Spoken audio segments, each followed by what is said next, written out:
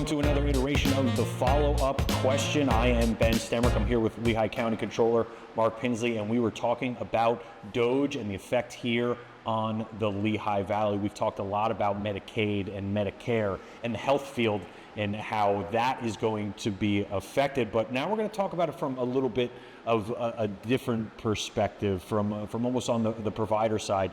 How does that play into all this? When we talk about fraud and efficiency and things like that, what are some examples we've seen here locally that has either been implemented or taken advantage of? Yeah, no, that's great. So one thing about DOGE, right, like as a reminder, is like it's supposed to be about fraud, waste, and abuse. Yeah. Right, and so I would say many people were hopeful that was what Elon was going to do, and instead he took his chainsaw, right? And so they didn't really go after fraud, waste, and abuse, but as controllers, that's what we do, right? That's what we do for a living. We hire CPAs, not 19-year-olds, right? And one of the things that we had happen here in the county was we found a doctor that was misdiagnosing medical child abuse. And what that was causing us to, first off, take children away from their loving families and put them into foster care or kinship care. Well, the taxpayers pay for that, right? Like, we pay for kinship care and foster care. So there was a doctor misdiagnosing children, which would lead to them being taken from their families, and then the taxpayer is now responsible for the child, the bills of the child. Correct, exactly right. And maybe I should back off by saying misdiagnosing because I'm not a doctor, but what we saw was, we saw statistics that were basically showing that we were diagnosing medical child abuse far more often than any of the other counties in the area. So there's three of us. It was Northampton, Carbon County, and us. And we all tend to use a single hospital, and that hospital is Lehigh Valley rather. And so you can see, like, the state keeps track of medical child abuse. And so there was more here, there was a cluster here than there was anywhere else in the county. And so you start to ask yourself questions like, so what's happening, right? And so interestingly enough, so I ended up getting into this, and it started with a TikTok, right? So I was bored. Like, we were in line in a grocery store, my wife and I were doing something, and I was just kind of scrolling through, and I saw someone come on and say, in Lehigh County, and so, like, now I'm interested, right? Like, what are they saying? And then, we just won our case, yada, yada, yada. I forget what yada, yada, yada was, but it was like, we just won our case. What the hell are you talking about? I'm not aware of this case. And so I ended up calling or emailing the person that was in the video saying, hey, I saw your video. I'm all about fraud, waste, and abuse. If we made an error, I'm interested in what the error was so that we don't make it in the future. Mm-hmm. And she got back to me right away. And, like, within 24 hours, we ended up having a meeting with a mother and a couple of other people. And the mother described the situation where she had taken her child in to the emergency room. The child had complained, saying that his parents abused him. They wouldn't let him have his cell phone. Right, that was part of it. Now, as soon as a child says you're abusing, I don't care if it's for the cell phone or anything else, the nurse is required, or whoever hears it is required, to call Childline, so our 1-800 mandated reporters. Yeah. So they call in, and they themselves had a child abuse pediatrician. So the child abuse pediatrician gets involved and then makes diagnoses and things like that, and says this child is abused or isn't abused. So this particular doctor, had a habit of basically saying that one or two parents had Munchausen syndrome by proxy.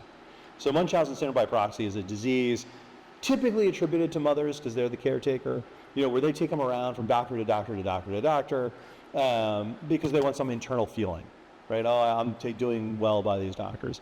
It's very, very rare, very rare. And one of the things that this particular doctor was doing was saying that both parents, in many cases, had Munchausen syndrome by proxy. So, like, I don't know if there's like a Tinder for Munchausen syndrome by proxy, or like, do you have it? Right. It's not contagious. It's not like they're passing it to each other. Right, exactly.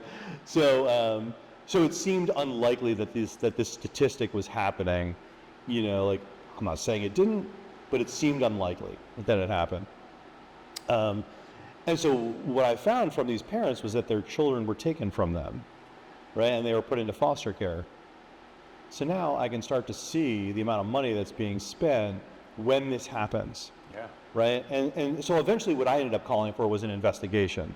Once again, not a doctor, can't say for sure whether it was an misdiagnosis or not.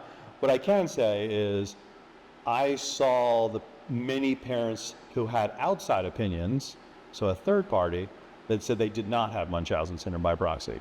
Okay. So it was one doctor against one doctor.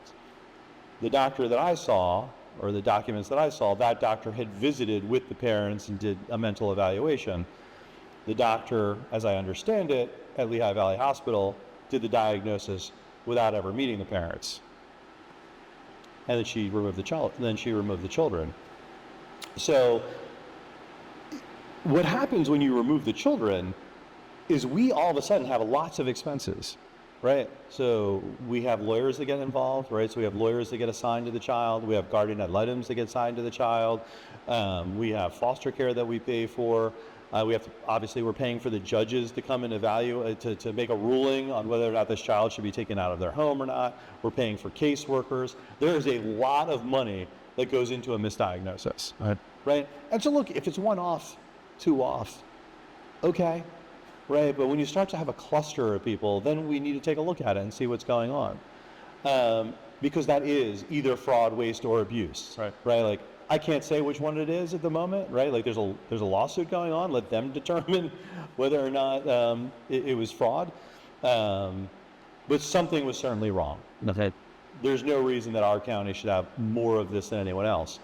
Now I've heard, some people are like, well, she did a better job diagnosing medical child abuse than anyone else. Okay, maybe. Like, I don't know. But if that's true, I just still want to let you know, as a taxpayer, you are responsible now for that child that we take out of the family, right? And you are going to pay. So if she's better at diagnosing medical child abuse, hey, I guess that's great, but you're paying, just to let you know. And there are children that actually should be taken out of the house that can't be, right? Like we just can't get them out. And I think medical child abuse in particular is a very slippery slope. This is not sexual child abuse, right? Like, where it's far more clear.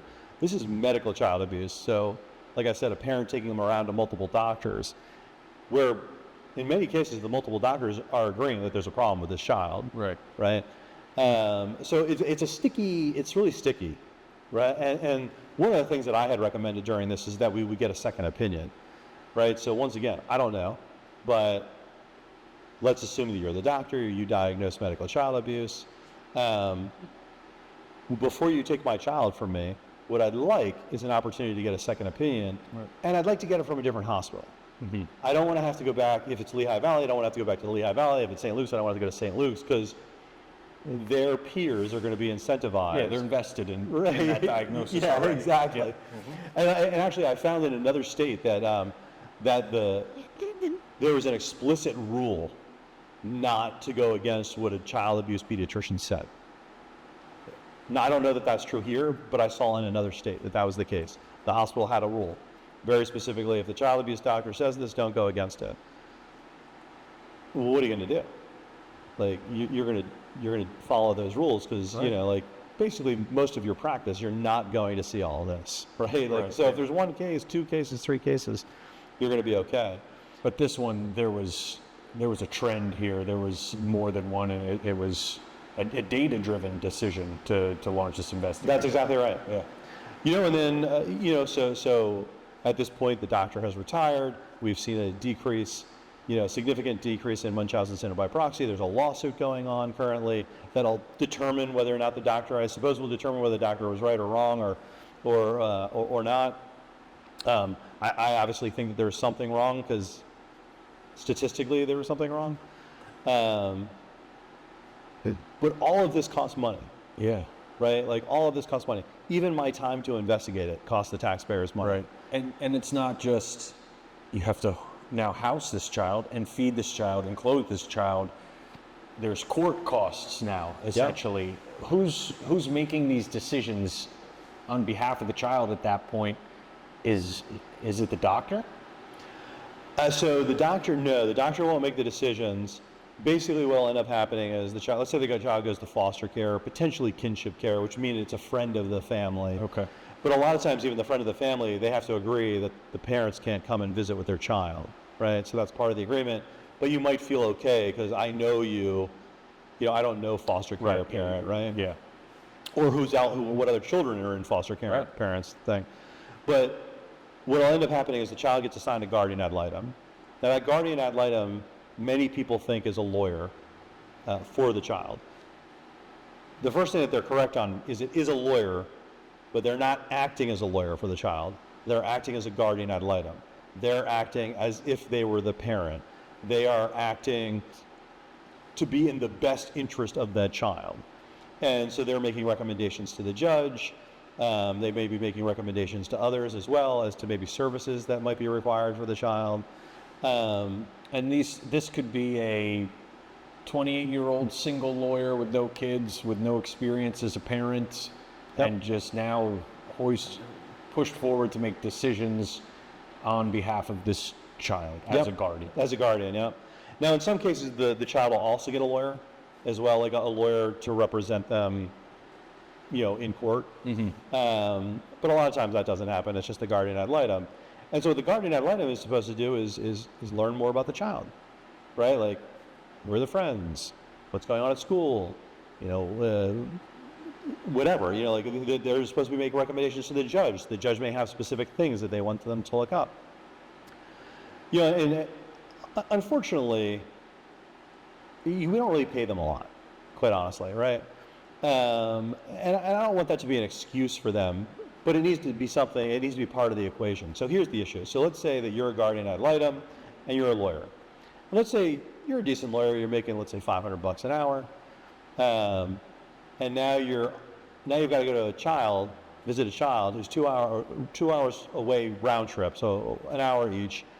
And let's say I'm paying you $75 an hour for that child. Doesn't make sense financially for that lawyer to care as much or be invested unless it's totally based on empathy for this child and their situation. Absolutely. And obviously there's some there because they wouldn't become a guardian for no reason. Yeah. I mean, it's possible that a judge just assigned them that. Like, it's possible. But in most cases, I do believe that they're trying to do the best interest of the child. Mm-hmm. I don't necessarily believe they're always doing the best job. So for example, in some cases we use outside lawyers, meaning so we have employees that are lawyers, and then we also have consultants that are lawyers. So we may use somebody on the outside who would end up being a guardian ad litem for a period. And so I saw 2 invoices not so long ago. And one invoice was really well done. So the lawyer detailed out what he had done, or I think it was he, detailed out what he had done. So it was like visited with the child for this period of time. I read the documents that I was required to read. I went and visited with the parents, blah, blah, blah. Very good. Happy, Then there was another one that I saw, and it was like $4,500, for child 1. No idea what he did. No details. No details. And that had already been approved, right? Like, I'm paying that bill because somebody else had approved it. And so, like, presumably, that other person got that information. Right. Right? I doubt it. Mm-hmm. But presumably that person got that information. So this is kind of where it comes together with what we were talking about with DOGE and how it's affecting us locally. We could essentially have the waste of that $4,500 bill that was sent to us where maybe only $1,000 worth of work was done, but because it's not detailed or anything else like that. Is that kind of is it a, I don't know if waste or fraud or what's the best word for this, but is that kind of the way that this is most affected or most effectively connecting to this? So what I would say is like, so when we talk about DOGE, right, like some of it's procedural, right? Like there is a way of getting rid of waste by creating the proper procedures for certain things to happen, right? Mm-hmm. And the other problem is like you don't want to have too many procedures. Yeah. Right? All of a sudden you have the 14-step program, and the 14-step program, by the time you're on the 6th step, you're tired, right? And you're not doing the right thing anymore, and it takes too long. It's bureaucracy, 100% bureaucracy.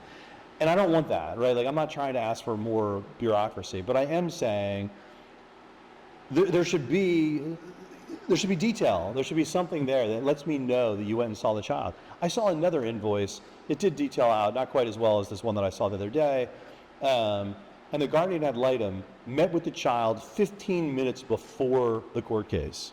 Good God. That's What can you learn about a kid in 15 minutes. Yeah. Right? So basically, you didn't really care about that issue, or you didn't care about what the kid had to say, right? You cared about your own perception about how this child should be raised and the things that are involved. And look, you're entitled to do that. But that's not what I would want for my child. Right? If you were all of a sudden in charge of my child, like... And that's not what a taxpayer wants when they're on the hook for it. Because if you're only investing that 15 minutes, chances are when you approach that judge, something is going to be prolonged in one way or another because the attention was not given in the beginning, which just means more tax dollars being spent. Absolutely. I think, quite honestly, our guardian ad litem program just needs to be reviewed completely. Yeah. Sounds like it. One of the major problems is like, so guardian ad litems are used in two different ways. So one is the example that I just gave you. We pull a child out from your care, we put them in foster care, we now give them a guardian ad litem, we may also give them a lawyer, etc. The second way is just family court, right? So you and your wife get divorced. For some reason, you can't come to an agreement. There's a child issue. You either ask for a guardian ad litem from the judge, or the judge just sends one in because... And that's more of a mediation almost, isn't it? I think it's meant to be. It's meant to be the eyes and the ears of the court, right? So they can go into the house and they can say, there's a lot of beer there, there's no food, they're not brushing their teeth, whatever, like those kind of things. And I'm okay with that to some extent, and I mean really a small extent, I think there's a reason for that. But one of the things that ends up happening in that case is the guardian ad litem comes back to the judge and they give their opinion. Okay, fair. The problem is the way our court system works, it's a battle, right? It's a battle between two sides, and that's what we want. I mean, I don't know if that's what we want, but that's what we have, right? That's what we want. So when you now have a third party that's interacting with the judge directly, you're stopping that battle from happening. Right. Right? And so what should be happening is the guardian ad litem comes in, writes a report, gives it to both parents and their lawyers, and then they get to argue. They get to use that in their arguments. Right, exactly. Versus a guardian ad litem saying, hey, judge, I think the child should live with the mom. Here. Why? Guardian ad litems are an expense that we have. Lawyers are an expense that we have. Any expense that we have, is worth looking at, right? And that's what my job is, right? And I think something also important to understand is even the case with the doctor happened long before DOGE came in, before Elon came in on a federal level and created this department. Yes. Fraud, waste, and abuse has been on the forefront of what you're looking at all the time, long before that. And I think this guardian ad litem and some of these examples are very good examples of how that's been used in effect. And also that we don't need to be scared of the DOGE concept of efficiency. And I'd like to talk a little bit more about that and how we've implemented some things here locally and some of the things that we've seen from that. That'd be great. Okay. I think we're going to do that on our next one. Thank you guys for checking us out, but stick around, like and subscribe, because we do have more coming out where we are going to talk about some of the positive things that we've seen here in the Lehigh Valley when it comes to fighting fraud, waste, and abuse.